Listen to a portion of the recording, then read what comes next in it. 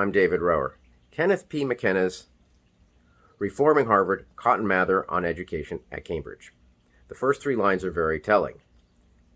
Born in 1663, Mathers was a pastor, a prolific author, an icon of purity in New England, and a man who lived in fear of becoming the next president at Harvard. He had seen his father criticized while his father was in the role of president of Harvard. So while Mathers steps away from the opportunity of becoming the president of the school he once attended, he finds no problem criticizing the man who steps into that role. That man was Samuel Willard. And he sees Willard's leadership taking the school in the wrong direction, away from religious study. Near the end of Willard's life, Mathers writes important points relating to the education at Harvard. And what are those important points? Well, there are 12 listed, but mainly there are two.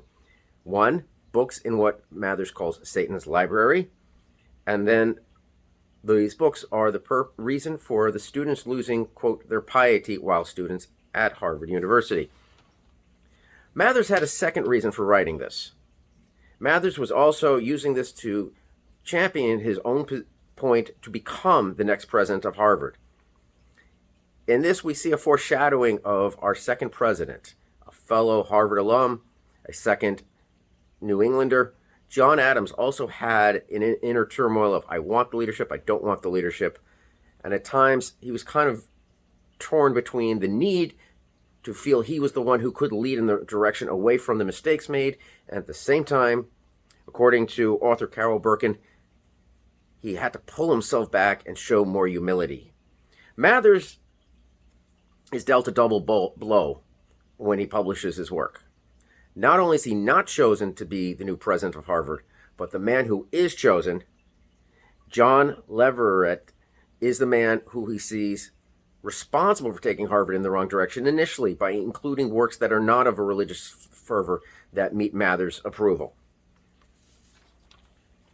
McKenna goes on to tell us that historians disagree with Mathers, that Leverett's elevation to the presidency of Harvard leads Harvard in a more academically rigorous and standardized role.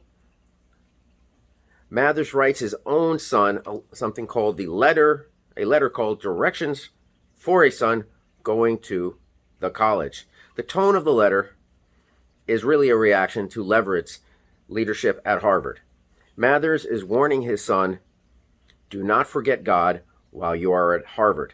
We see Mathers is continuing his literary attack on Harvard because here he's now blaming not the leadership, but the teachers themselves when he mentions them as the tutors.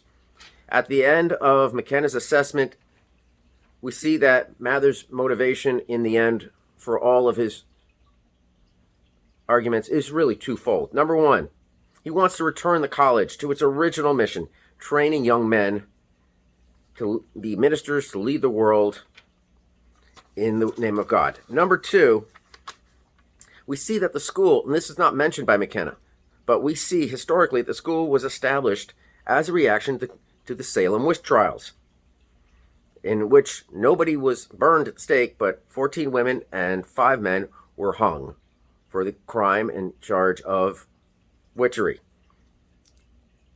Interestingly enough, a book is written some 70 years later by the president of Harvard defending the judges of that trial.